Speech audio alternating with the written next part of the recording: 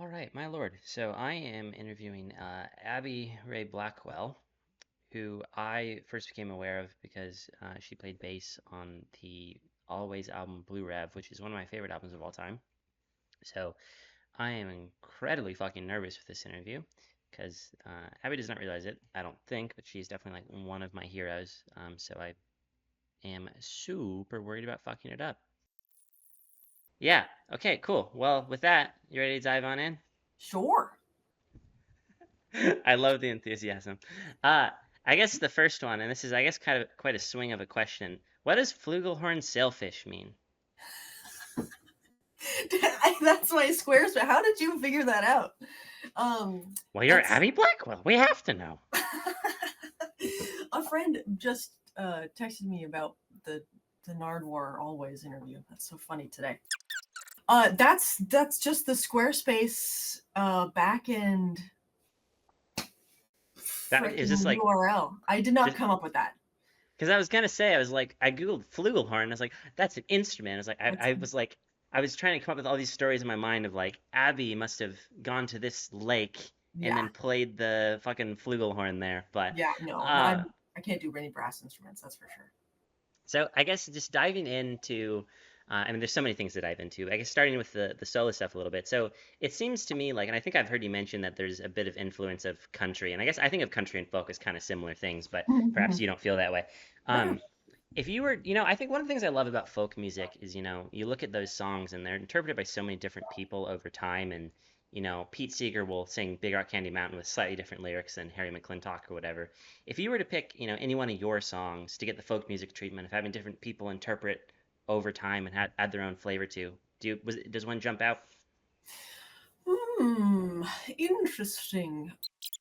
Well, I'm sitting on like a record that's not out yet. But there's a couple on there that might that could be fun. There's this one song called Wild Air that I realized when I was like doing the first couple chords that it was Linda Pearhax. It's and I'm gonna forget which one of the songs, but it's like a major seven thing floating back and forth anyway. But I would just like love for her to take that and then do her like really expansive spacious thing. But then I have a couple more that are more just like kind of strummy things that would be very fun to have different takes on them, that they're a little bit more kind of straight ahead songs, not like so tor- twirly weavy ones. Well, so I guess jumping on the complete other end from like the more straightforward end of things. I know you're big into. I don't know if you're still doing it as much, but the improv kind of the jazz that sort of that scene. I don't know if it's a scene, but we'll say it is. To you, what is in control when you're doing improv music? Like what is driving the music? Is there a person you could point to, or is it something more ethereal than that? Like, why do it? No, like more well, Abby, why do you I do don't know. that? No, no, no. What's the Like reason for a living? I don't know.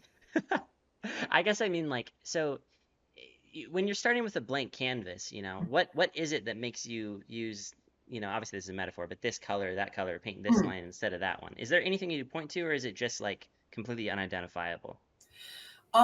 It definitely will change depending on who I'm playing with. There are some people who I love to play with who are really, I mean, they're obviously interesting players, but will that can get sounds out of their instruments that aren't necessarily extended techniques, but are inspiring to like to do the same. You know what I mean? So I would say definitely the people in the immediate surroundings. But definitely not like I'm trying to emulate this type of person or this player or something like that. Not Yeah. specifically, but that's for sure. And I guess on the subject of people you're playing with, one of the interesting things to me about bass is, well, and I guess maybe this is a thing specific to Always. I don't know if I've noticed it in another band, but why is it that when you're playing bass that you're facing Sheridan? What does that like do for you? Um, I am able to just see their stick hitting the thing. And honestly, sometimes it's uh there's so much going on, and we're like wearing in ears and stuff. It's like it's just kind of a wall of sound, and it's hard to pick it all apart. Um, so sometimes just the visual aspect of it. But I've always kind of done that, and looking back at pictures from like 10 years ago of playing in different rock bands, I'm always just like staring at the drummer. Um, and also I'm like, I don't need to look at the audience. I don't need to face them. They mean nothing to me. No, they're not there for me. No, actually, one time, the one time that I distinctly remember looking out into the audience, um, because I would often like just have my eyes closed or be looking at Sheridan or something. I was playing, and we were in Paris, and I looked up, and the crowd was like really close, and the stage was really low, and I like looked up, and I made direct eye contact with a guy, and he was like, and it was just so funny. I had to turn and try and not laugh. It was very funny. Um, so there's that. It's stressful, making like realizing that they're all just people out there. Um, but also a logistical reason is that my microphone, it rejects. Microphones generally reject sound from behind them. So if my microphone is facing the drums, it's gonna get less cymbals and stuff. You know, I listen to Blue Rev constantly, Mhm. anyways, regardless of the fact that I was interviewing you. But one of I was trying really hard to pick out the bass, and like my ear is just not able to. Like I'm just not. Partially because it's such like a shoegazy record that I cannot separate the noise and what's happening Yeah. in it, which is part of Yeah. why I love it. Um, but so the one I did really latch onto because I have a very um undeveloped ear for bass. Can you tell me just you talked about the headspace of playing live a little bit, like specifically the song "Very Online Guy," and maybe you feel differently, but to me, it seems like that's perhaps the most bass-driven song in the Always like discography. Does that song feel any different to you to play live, or is it just another one of the tracks? I mean, that song was really fun. Being a little robot person, you know.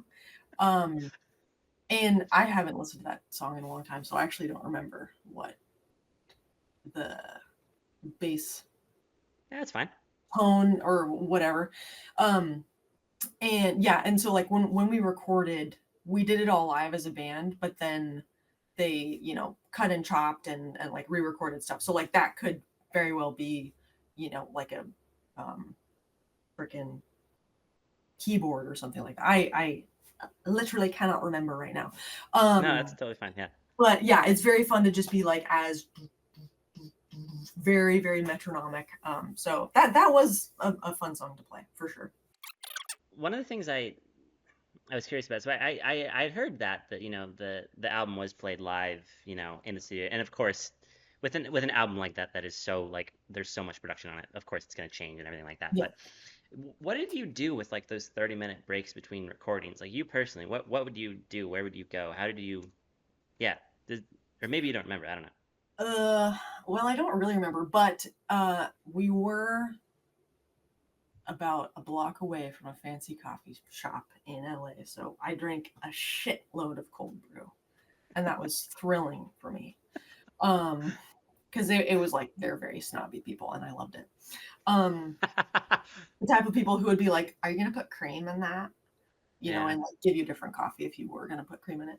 Um, my people, but uh, no, yeah, it definitely wasn't like a regimented or you gotta like meditate or what. We just like shoot the shit and pet. There was Sean's dog was there, forgetting his name. Pet the Big up dog. Sean's dog. Yeah. Yeah, pet the Well, dog, drink coffee. That's it it. just happened to work out that we ended up in the Blue Rev track. Like most of my questions are actually not about Blue Rev, but I guess we'll just follow the flow Yeah. of the conversation. I think something I heard Molly mention once, and I guess I don't know if you've ever heard this quote. This is a paraphrasing, but she said, "Abby's positivity uplifts everyone. It made the process fun and lighter than normal." I'm just curious, how did you feel in that room? Because it seems like to the people there, you were quite a light for them. Well, that's very sweet. It was super. It was fun, and I think the cold brew helped a lot. You know what I mean? I would just get zooted on, and I think Molly said that I was kind of like a golden retriever. You know, I'd be like, yeah, let's go. What's up? Um, and I definitely can be up there, but I'm generally I'm like kind of down here. Um, but no, it was really fun, especially since that was my first time playing with them. That was, yeah, that was why I started playing with them. Um, and so it is funny, not funny looking back, but just looking back after a couple of years of like touring and like really getting to know them, just how uh funny of people they are. And like it was a great, it was kind of like camp, in that we're like 100% of the time with each other, you know what I mean? And we're like doing this thing, and it's serious, but it's also fun. And we're like in the downtime, we're like, oh yeah, so what are you doing this summer? Or it's like very a lot of camaraderie, you know what I mean? I don't know if that answered your question at all, No, no, but hey, you're killing it. So, do you mean that like the touring process or the studio was kind of like camp? oh, the studio, the touring was as well, but touring is a little bit more grueling. What's what's so funny to me is I don't know if you realize this, but like, and I was gonna switch to solo stuff, so I'm just not dominating it with always, but this Molly had the exact opposite quote. This isn't verbatim, but it was something to the effect of a tour is summer camp, but recording is a hurricane. It sounds like Well, how about this? From my perspective, there, I'm not making decisions. You know what I mean? I'm executing. So recording and mixing, like for my own stuff, I'm like, oh my god, it's like I guess we should do it again, or like it could be like this. The artistic decisions are definitely weightier, but the interpersonal, or how about like that LA time, like we were all living in the same Airbnb, apartment thing. And so um it was a nice kind of a slow feeling. Whereas opposed to tour, you freaking show up, you brush your teeth, you do sound check, you have 3 hours to think about the meaning of life, and then you play the show, and then you go to bed. You know what I mean? yeah. So it's a little bit, for me, it's not the summer camp. So I guess switching gears here a little bit,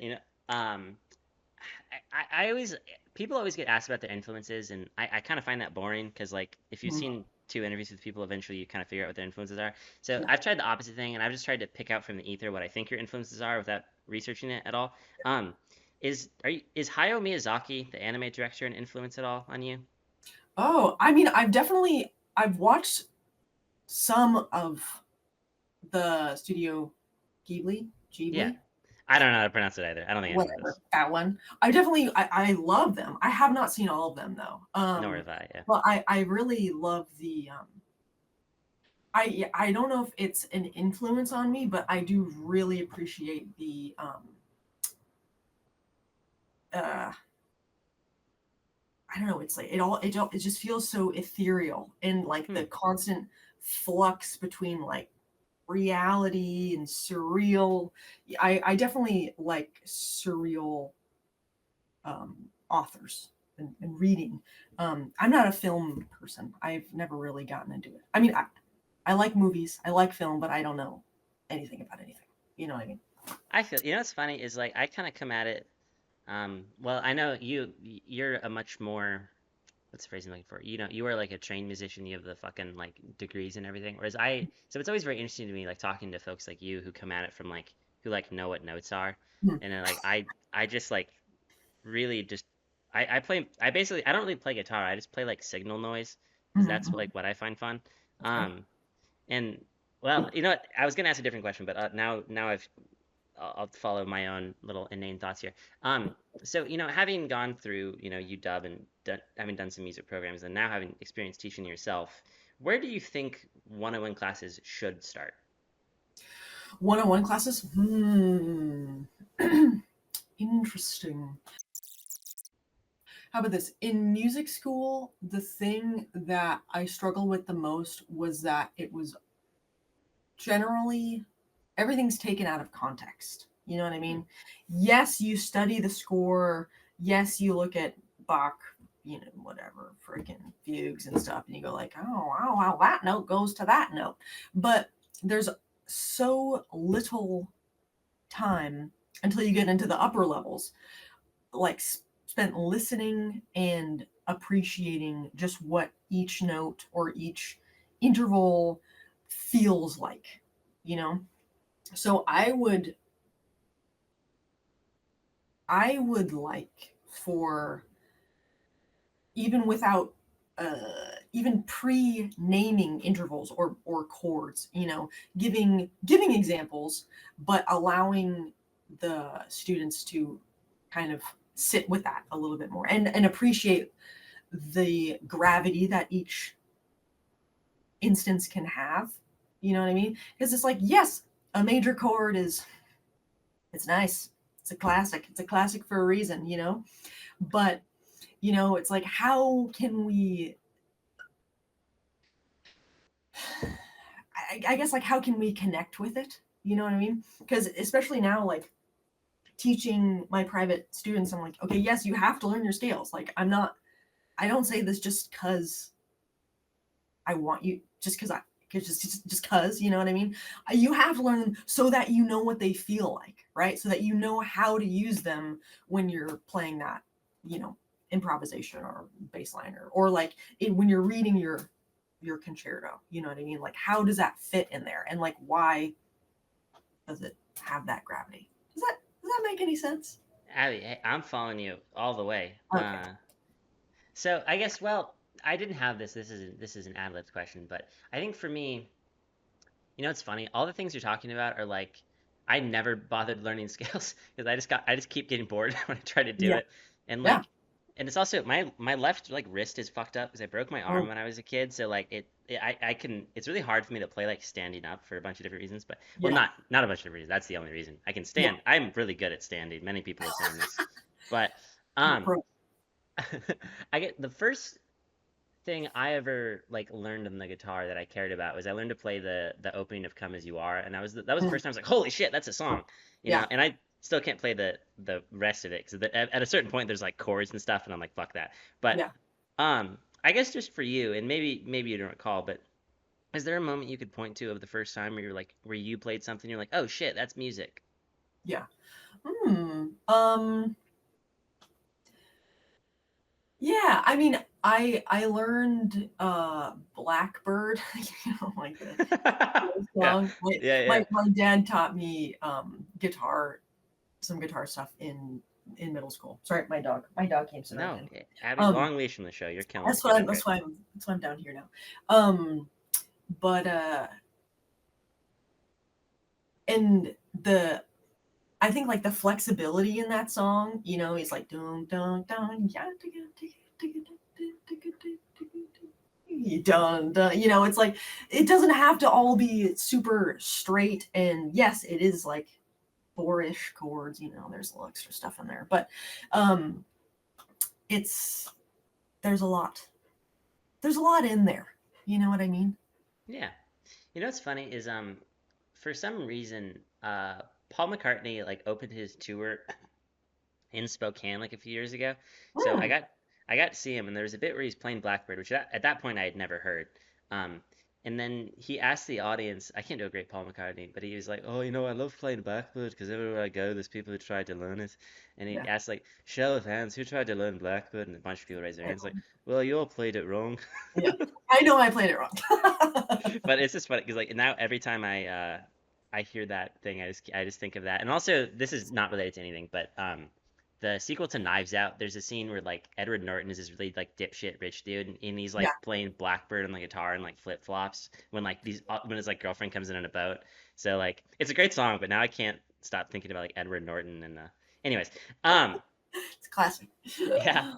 So I guess in for the diving a little more into the solo stuff, I guess I have I have a few different questions on this. But first, on Fight or Flight, Mhm. and I don't really know all the music terms for this, but like the tempo changes. Was that your way of like simulating the feeling of like adrenaline? Kind of.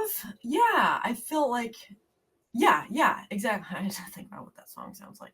Um, No, I feel you. I haven't played any of those songs in a really long time. Um, yeah, exactly. Well, hey, we'll take that yes as a win. Um, and actually, I have I have a theory about the song Faith. I was thinking about this. So the first line, I want to write about faith. My theory on this was that your way of saying you wanted to write about faith? You actually, no one has ever noticed that before. Yeah, you're right on the money. I was No, really but proud of actually, that.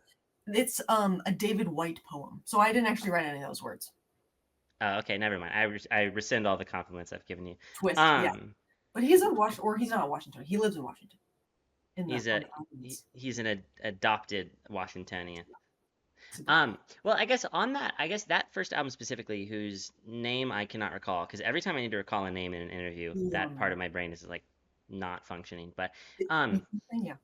I guess that record strikes me as very unique in its subject matter, because I think like the subject of faith in music, I think it used to be engaged with in a very what I would consider a deep way. Like, I love that first. I guess it's the only like that Blind Willie Johnson.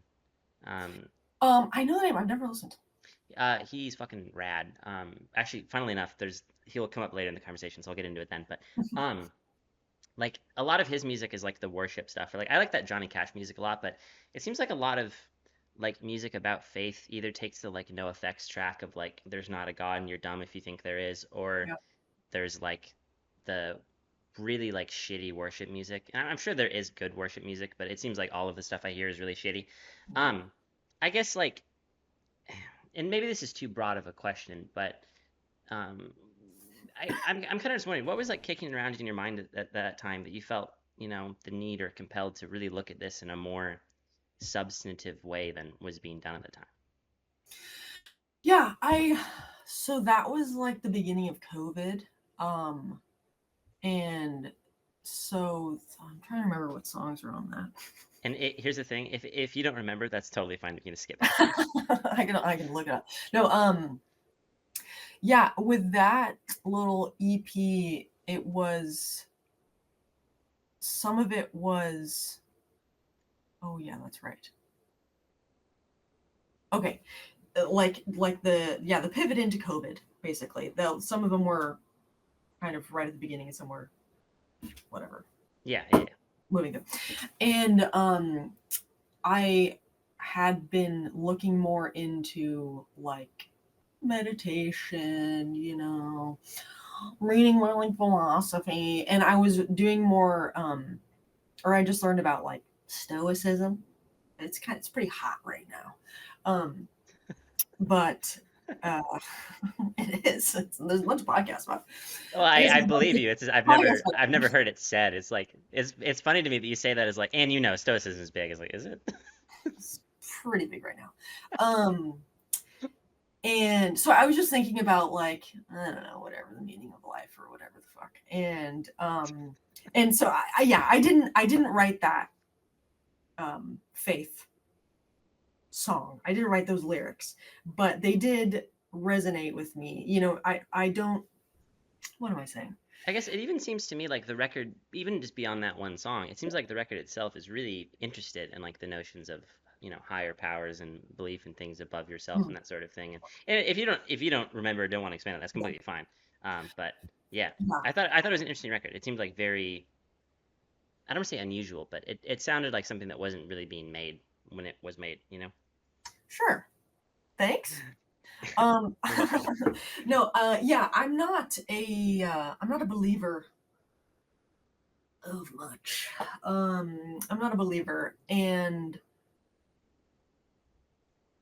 but kind of starting around that time, I've been spending a lot more time thinking about like just being here, and the time that we have, or rather the lack of time that we have, and the relationships that sit within that, and it all feels very um,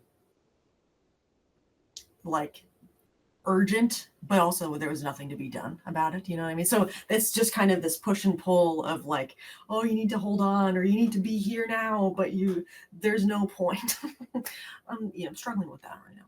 But it was just starting. It was just starting around then. So I don't know. You can take what you want from that, faith or struggling to find it maybe.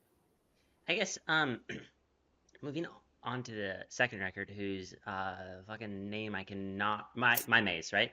Boom. There we go. Okay, I was gonna say this is like such a problem for me because literally like I do actually like the music I'm talking about, but every time I get in an interview and I have to remember someone's song, I'm like, fuck. I'm Uh, terrible at games. so I guess there were two things about it that I found curious, and I've always wanted to ask like singer-songwritery people this, but I've never had the chance. So two pieces of it. The like I don't know what the technical term for it is, but like when you're switching notes and it's like the guitar like squeaky sound, Mm. is there a reason that you choose to leave that in? Is there like part of that sound that you particularly enjoy? Oh, I'm just not good enough at guitar to not make that happen. Well, Um, but I mean, if you and I'm not saying you should or shouldn't have. It's an interesting thing to me. But I mean, certainly if you wanted to, you could have gone in like Pro Tools and been like, oh, we're gonna remove all of the elements of like anything that doesn't sound perfect or anything like that. But you know, well, I mean, I did it myself, so no. It's more of I find that um I resent, how about this? I resent playing to a click. I find that um people who are trying to make music sound like it's not made by a human, that's not interesting to me. You know what I mean? hmm, And I mean, I'm not like trying to make those squeaks or something like that. I'm not trying to make like, in this record that I have almost done, like there's chair squeaks and like stuff like that. Then I'm like, that was the take, so I'm not going to redo it, and you can't edit it out. There's you can't edit things out. So yeah, I'm definitely that was so many years ago now, but I'm um, definitely allow space for just the fact that it's a human being, you know. yeah, that And, makes sense. Oh, sorry, did you have and more? no, and also I mean, I've gotten better at guitar, but I was like, I'm not executing. I'm not an executor on guitar. That's for sure. Yeah. Uh, well, I mean, if you can play the first like four notes of "Come as You Are," you're a better guitar player than I am. But um, shit, what was I gonna say? Something I've been curious about. So I think I've heard you mention that a lot of, and I don't know if it was My Maze or God, with Big Motion. Is that the next one? Yeah. Uh, I can't remember. I don't know which album you were talking about, if it was both of them, but I'm given to understand that a lot of that music was written while on tour. Um, Mhm. I guess Gerard Way had a quote once. I don't have it directly in front of me. He said something to the effect of like all music eventually becomes about touring. Do you Mm. find that to be the case? No. I mean, that was definitely a big, yeah, that was for Big Ocean. I was spending a lot of that 2-ish years on the road, so that was just kind of like my experience. But I definitely don't want to write about being on the road now, that's for sure, because I don't yearn for it. Um, so no, I think that writing comes down, I don't know, broad brush, to relationships, and that can be to people, but it can also be to time and space. You know what I mean? So yeah, however you're dealing with whatever bullshit you're going through, Well, and I if guess you really likes touring, then that's what it comes down to. I guess on the subject of this sounds like I'm setting up as TMZ question, which I'm not. But on the like subject of relationships, something I think about a lot is like the personification of the tools we use and everything like that. So I guess if you were to describe the relationship you have with, your bass or maybe more so the guitar, it sounds like that's, well, I think that's been more so the focus of your music lately. Mhm. How would you describe that relationship? um, I don't know, fickle, ebbs and flows. Uh, I guess on a slightly different, track than that, it seems that the natural world is something that occupies a lot of your time or mhm, mind. I get that impression. Of course, I'm mhm, not, inside your mind, but like the sending out, native seeds and everything, through Bandcamp. mhm. That seems to me to speak to a very philosophical understanding of the world. And I Mhm. guess I'm just curious, how would you describe your relationship with nature? Um, well, apologetic, but no, it's funny because I haven't like been on a hike in 2 years, you Hmm. know, but it's uh, yeah, it's a crucial part of my life, even if I'm not like out in the woods, which is where I would prefer to be generally.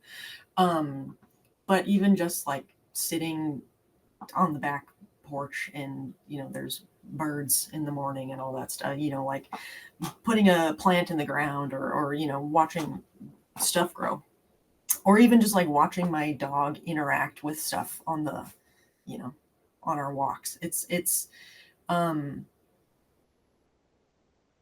I don't know, I feel like it's the only um I don't know, it's the only good thing about this world most of the time. So because people, they sure aren't, you know. uh, hey, the name one bad thing people have done always. No, yeah, the Spotless track record. can't really rebut that one. Well, I guess you mentioned the idea of like wanting to be out in the woods and that kind of thing, and clearly, I think the love of nature that you have really is it peeks through quite clearly, just like interacting with your work for like 30 seconds. Um, but if you had unlimited money and you were like emperor of the universe, and you could like design your own like recording studio, could you maybe tell me a little bit about what that would be? Like, would it be out in nature? What would that space be like? Oh yeah, nature with windows. So it has to be far away from everything. Is sound bleed. Um, but yeah, I think as big, tall, lots of wood, lots of plants. That's all I know. But yeah, I'm a mountain person. Some people are like beach people or ocean people, but I'm more of like a mountain forest person. So Well, that's the dream. you mentioned the notion of like sound bleed and all that kind of thing, which makes perfect sense. I'm curious. This is I didn't have this written down, but LP, the rapper producer, one half of Run the Jewels, said something once that I thought was very interesting. That he grew up in Brooklyn, and that's just a very noisy city, so that noise ended up making its way into his records, just like subconsciously. Do you find that the noises of Everett or Seattle or whatever or Los Angeles, impact the way that you play music or think about sound? Well, I've certainly noticed that I'm underneath a flight path in this new house. No, not not particularly. I would say I'm always just trying to avoid noise, and in that respect, I've definitely noticed that, like when I'm trying to avoid something, like the tensing up around it is always a hurdle. So Yeah. that's that. Yeah. So, looking at the change from My Maze to Big Big Motion, and then even the earlier EP, which whose name I cannot recall, but it sounds to me like there's such a change in sound. It feels a lot more experimental to me. Mhm. At least I would assume on a personal level, like what you're willing to put in a record and what instruments you're willing to gravitate towards. Mhm. I, I'm just wondering, can you tell me about like maybe what changed for you between those two records and how you thought about music? Because it seems like such a stark difference to me how those two records sound. Yeah. I'm trying to remember. But Or maybe yeah. even from Big Big Motion into the new one, if you'd like, if memory is. Sorry, I cut you off.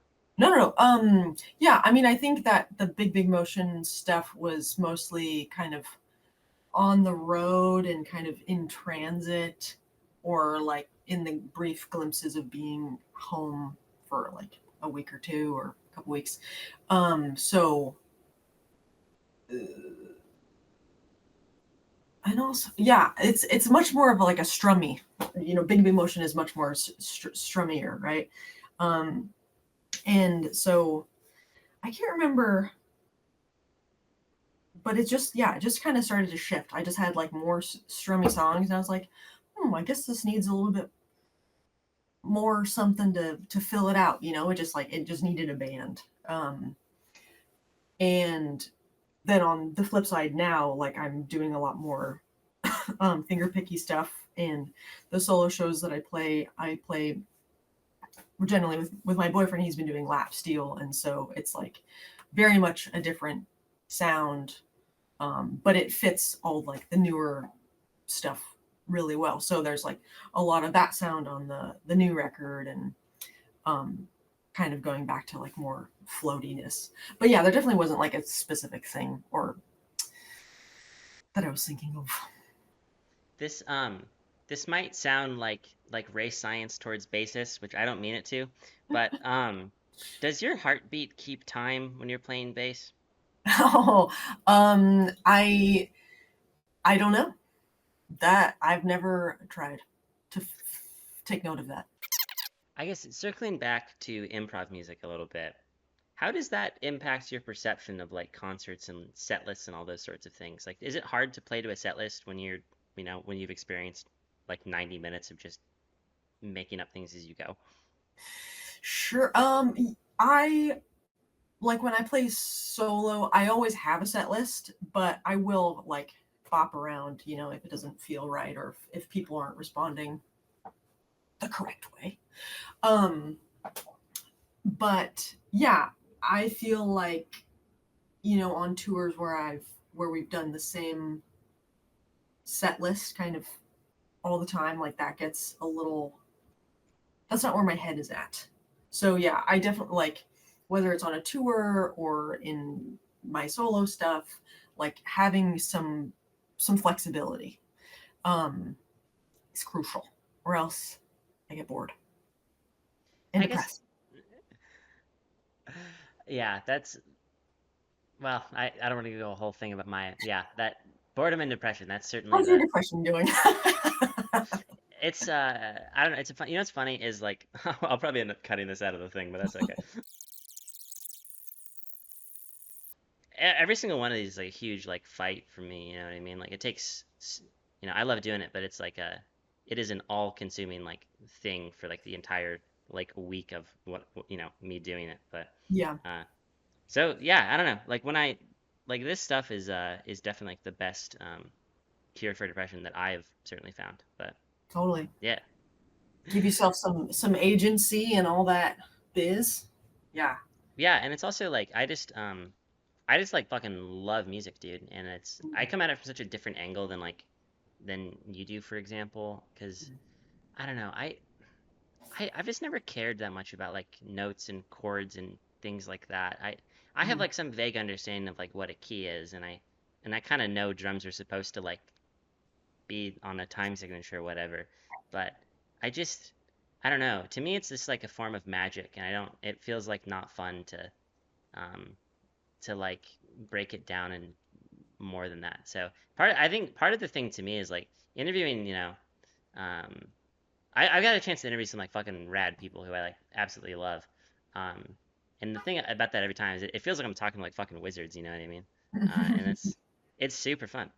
Yeah. Yeah, highly recommend. But Yeah. I anyways, appreciate it. Well, I mean, I feel similarly about knowing all the insides. It takes away some of the magic. mm, And so, um, like when I got out of school, I was like, I didn't really like music very much. Um, and so it's been fun writing on guitar because I'm not good at guitar. And I don't like, I can figure out the notes, but for whatever reason, like it doesn't process the same as bass. Even electric, it's like it's the same thing, right? But I'm like, 7th, 11th fret. Okay, so those are the notes I was playing. I had no idea. I was just going for the sound, you know what I mean, and the shape, and then like I can reverse engineer and go like, oh, I know what the notes are, but um, that's been really fun to just like go in blind, basically. Yeah, and I think that's such an important thing, and I've noticed it. I think a lot of the musicians I respect and artists I respect are a similar way of, like the two that jump out are like Trent Reznor. Nine Inch Nails is like my favorite fucking band, but one of the things he talked about was when he was recording the Fragile, um, he like purposefully picked up all the instruments he didn't know how to use, um, which is like, I love Trent. That dude's like fucking crazy though, and that's part of probably why his albums take like 5 years, is because he's like, I don't know. There's not another like human being alive who is like Trent Reznor, but and then the other one is like Jack White, who always talks about like he gets pissed off when like the creative process is going too well. So like if it's going well, he'll just pick up like fretless bass instead of like a normal bass because he doesn't know Mhm. how to play fretless bass, and it's like, Yeah. dude, that's some like legend shit right there. Uh, this isn't related to anything, but like, sorry, go No, ahead. no, no, Uh, no. I saw Jack White in concert in Seattle, like a couple, I don't know, a month ago, whatever it was. And it was one of those things like during the show, I like didn't really like it because I was Yeah. watching it and I was like, I had no fucking clue what was happening. And it took me like an entire day to be like, holy shit, that dude's like a genius. Yeah. Because he would go, he doesn't play with set list, and he'll tell you in like every interview, he's like, you guys might not know this, I don't play with the set list, but all right, Jack, we get it. But no, I kid. Um, but like, so when you're watching someone, in front of thousands of people be like, well, what the fuck do we play? It's like, Yeah. that's crazy. And also like Yeah. there are three other people in the band and they also have to figure out like, and it's especially like for the fucking White Stripes song, like they don't have bass on those. And Yeah. there's a bass player in Jack White's band who I have no idea how he does that, you Yeah. know? Uh I don't know. I love that shit. I think it's awesome. And like I feel like there's such a it keeps going. Are you an anime fan at all? I guess it sounds like um if it ever strikes your fancy, I think there are elements of some anime that you would find interesting. And I think one of Mhm. the things I love about it is I think it's a very like humanistic art form, and there's a billion ones I could do. I'll pick out Hajime no Ippo, this boxing anime, as an example. It's about this like kid who's getting bullied and like ends up like turning to boxing as his way of like building confidence. And the thing about that show is it's always just about like you can always get better, you know? Mhm. And like it's just like for someone whose entire determination is like I want to be the best boxer in the world and be as strong as I can. There's like and it's actually had a huge effect on how I do interviews and these things. Like, beforehand he's always like studying the footage of the people he's about to fight, then developing like a strategy against them, which is like that's Yeah. exactly what I do with the fucking interviews. But anyways, I can't remember where I started on that, Talk but for the interview. Yeah. well, and there are some people who like you do kind of have to have the attitude because they respond much better to like being challenged or like confrontation. Um, and then I could tell you were not going to be one of those, so I didn't have that mindset. But anyways, you know what? I guess on the subject of Jack Whitehall, I had one. I don't have the quote of his offhand, but when he was recording Boarding House Reach, which if you've not heard, I would highly recommend to you. But um, there was one point where he was talking about, he'd be in studio, y- recording the song with his band or whatever, and he would just say like, "All right, guys, I've had this song for a while, and let's try this out." But he like didn't have anything, and then he would just start, and he would just like fucking hope he found a song. Um, is I guess what I'm curious is that at all similar to your experience with like improv music? Is it a similar thing at all? Oh, um, that's a psychotic thing to do. But no, I think with the improv music, it's more of like we're all on the same page. Or I mean, sometimes people do have little ideas or like the framework of like, okay, we're gonna start as a duo and it's gonna go to a trio or whatever. But as far as I know, they're not pretending when they say that. Um, but that's all I know. I think it's more uh, off the cuff as a whole. You know what I mean? We're all in Yeah, this. as opposed to like a rogue agent or whatever. Yeah. This is always one I've been curious about. I guess just generally, I don't know if you do this in every interview. Like, it kind of drives me crazy I've because only like done like two, so yeah, I don't know how many interviews have I done. What are you talking about? actually I meant to say, but that was a total Freudian slip. I was going into like live concert footage, but I guess on the subject of interviews, God, you had a few written ones. Oh right, I forgot The about that. one with I think like Foxy Digitalis was pretty good. Right. The tricky one is like I don't know. I've since I'm since I was like a pretty young lad, 14, 15, I watch interviews pretty obsessively. So I've seen tens of thousands of hours of people talking about music or whatever. So like I have a pretty good understanding of like someone's level of excitement about a question and like how much energy it's taking them to answer it. So um, there are definitely like and I'm not going to comment on you specifically because I don't want anyone who's interviewed you to like think I this. look tired and No, no, no, no. confused because I Well, you know am. what's funny? Actually, I guess the thing that jumps out, to me when I watch like interviews with you is like I think you seem very like I don't know if I'd say shy, but like whether or not you realize that you are like a very talented musician, and I think there's and I guess the one thing that I did notice about you is like and this is a positive thing. I feel like when I say that, it sounds like it's gonna be like a ding. It's not. Um, Yeah. yeah, get ready to get canceled, Abby. Uh, no, no, no, no, nothing like that. But people would when they were introing you, they would talk about like, this is Abbey Blackwell, and oh my, the career you've had, you've played with do do do do do do do do, and I could always tell you like, maybe you don't feel this way, but it seems like you didn't care about that at all. Like, and I always found that really interesting because I think there are a lot of people who would be very content to say like, oh yeah, look at all the people I played with, therefore, that's done. I did all the thing I can, but the thing I found so fascinating about you is like not only do you not seem to give a shit about that, like you also seemed very content to like. Um, I find it really cool that you. I'm trying to think of if I can explain this directly. If I need to use a metaphor, I will use a metaphor. My first interview was with Aaron North, who used to play guitar in Nine Inch Nails. Um, and one of the things I loved about him was just the fact that he was willing to like leave Nine Inch Nails because it wasn't where he wanted to be or whatever. And like that's one of those things like that's a rare skill, you know what I mean? Like I think most people when they're looking in the face of like um hey, this group's doing well and I can hang on here and doing all right. I can do all right for myself. And I think for him it was maybe more of a mental health thing and maybe it was a mental health thing for you too, I don't know, but like I think not only the fact that like um you seem so unaffected by the people you've played with, which I find very funny. And also just the fact that you were so like willing to step away from always, I think is like, I think is rad. And certainly I don't mean, I know there's a lot of respect from you towards always, and I'm sure that goes both ways. But I think that's like fucking rad, to be able to see like your own path in life and be like, this isn't what I want to do. I want to focus more on this thing. Like, that's fucking sick. So I guess like the thing that jumps out to me about you specifically, like watching interviews with you, is that I don't think you like seem to know that that's sick, you know.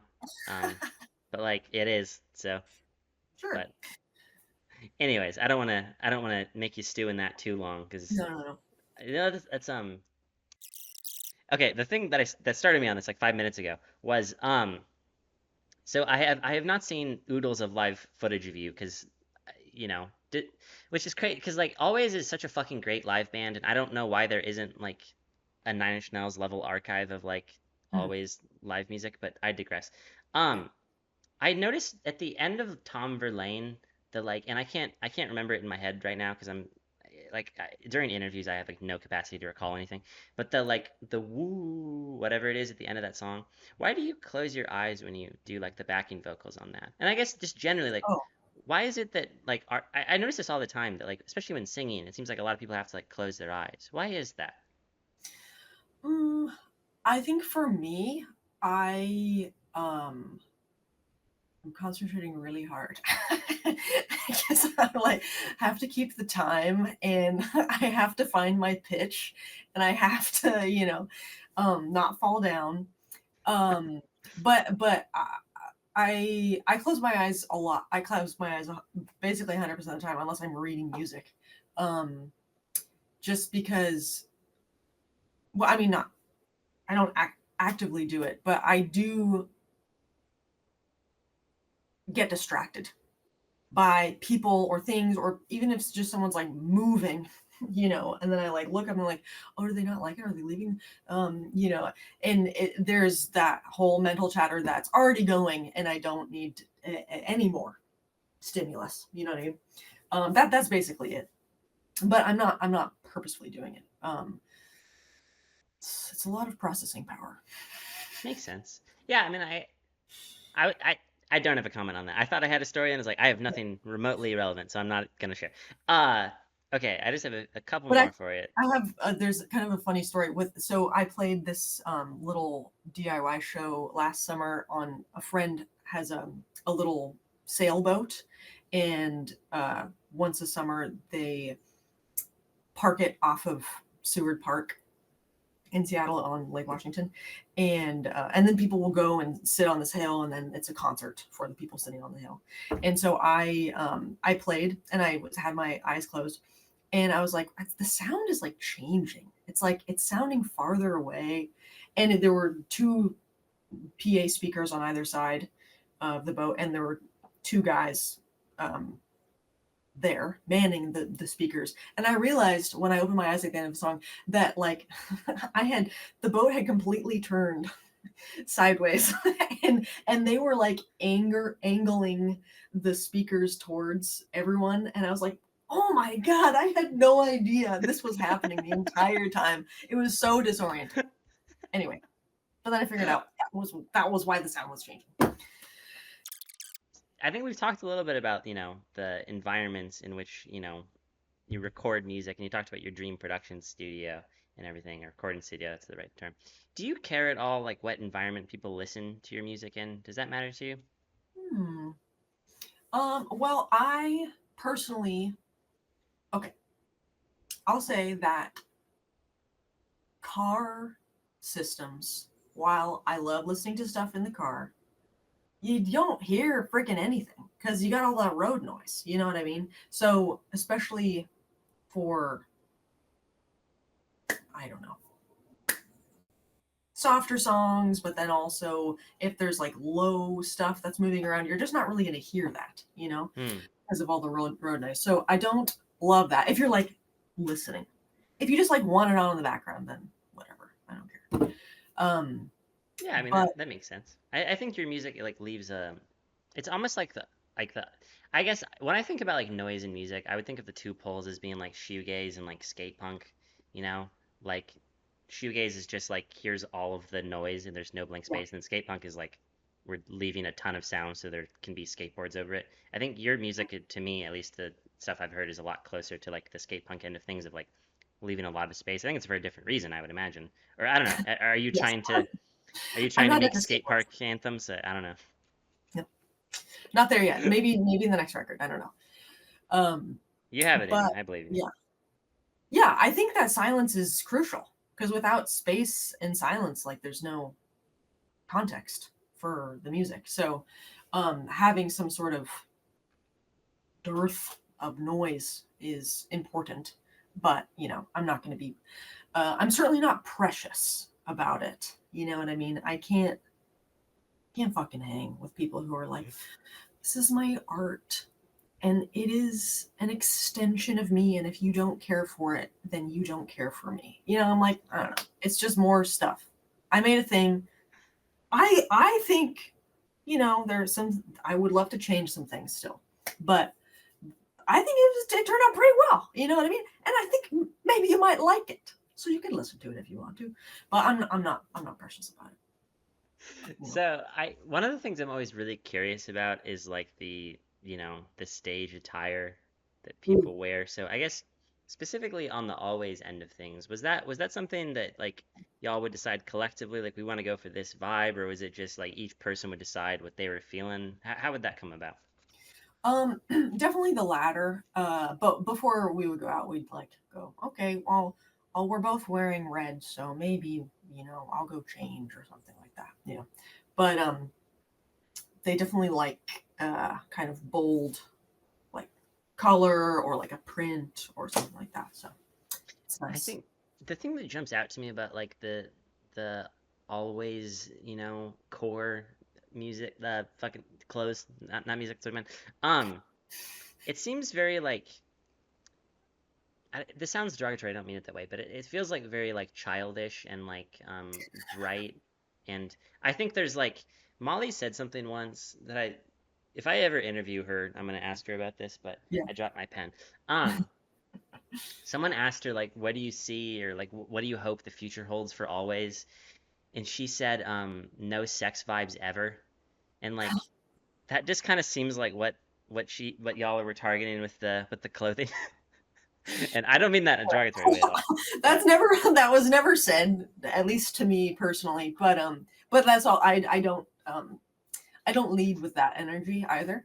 So maybe that's why we got along.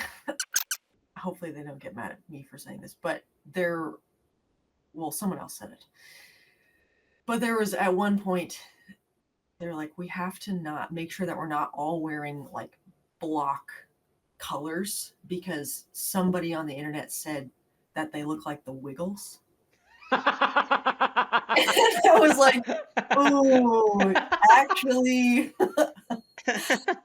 I wouldn't have like thought of that personally, but it's kind of on the nose. So yeah, I definitely had to keep that in mind. Somebody's got to wear stripes or like a pattern because we can't all wear block colors. I wish I had prepared more questions on painting, but I only just got the one. Why is it hard to paint human faces? Oh my god, I don't know. They look ridiculous. There's so many weird things. So many weird things. And the shadows. Oh my god. And then you get one half. It's like, yes, we're not symmetrical, but you get one and then you do the other side. And I'm like, oh my god. Oh, it's so hard. And the nose, I don't know how to do noses. I never figured it out. But well, I've never figured any of it out. But I like eyes. I like doing one eye because there's so much. And I did this one project. One of my favorite classes when I was doing my master's was an interdisciplinary class. It was in the dance department, but it was open to anybody, I guess. But it was some dancers, me and another musician, and then a guy who did like sculpture, but he was in the like design. I don't know. He did stuff. But one of my okay, the point is I was doing more embroidery stuff at that time, and so one of our like pieces, the collaboration pieces, was like I made bandanas with everyone's individual eyes, Hmm. and like I Yeah, would I'm take a seeing it. picture of Yeah. your eyes, and I would do your eyes, and I would Yeah, yeah.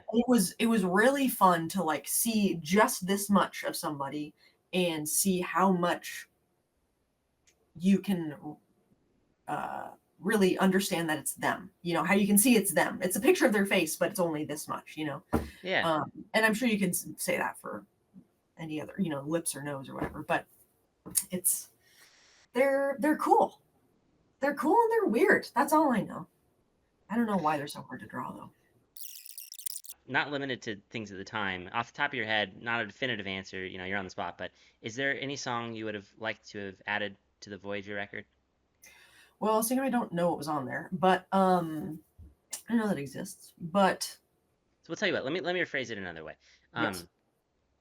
Um, when I think of the Voyager record, I think of it as like, if I was making it, I would want to think about, what is it about humanity that speaks to me so much that like I feel the need that for this to exist forever, even if we don't exist.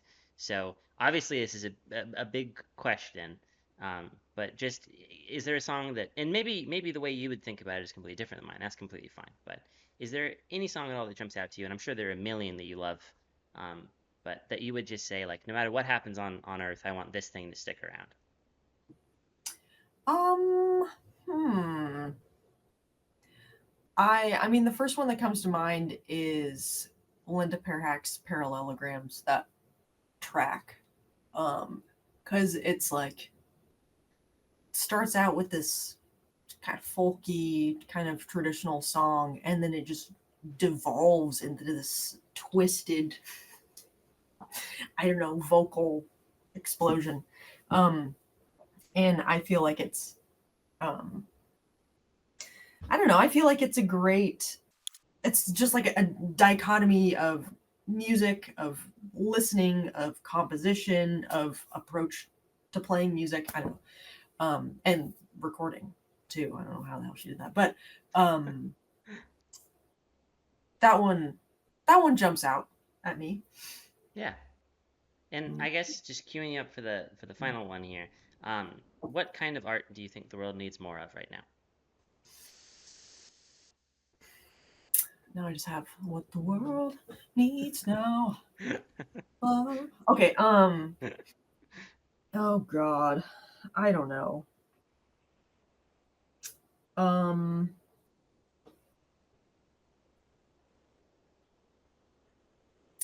I'd say, well, like I said before, the not precious kind. Um. Okay, I would say more human, because obviously there's the whole AI thing, but how the most common way that people approach making music is very regimented, very digital. Granted, whatever, I've done a lot of digital stuff, um, uh, and it's very like by the book, or perfect. It has to be perfect, right? And some of the best records, right? Older records, they're made on tape. You couldn't splice. Somebody's messing up. It's not the best. It's the best vocal take, but it wasn't the best guitar or whatever, you know. And it's like so. It's like you're in there with them. You know what I mean? No matter how produced the record is, but now it's like no matter how produced or sparse the record is, it feels so squeaky clean. And it's like, because we need to make it to the top, because we need to get those streams, and that's what people want. And that's just so depressing for me, you know, the striving, the striving, the striving. That's where I'm at.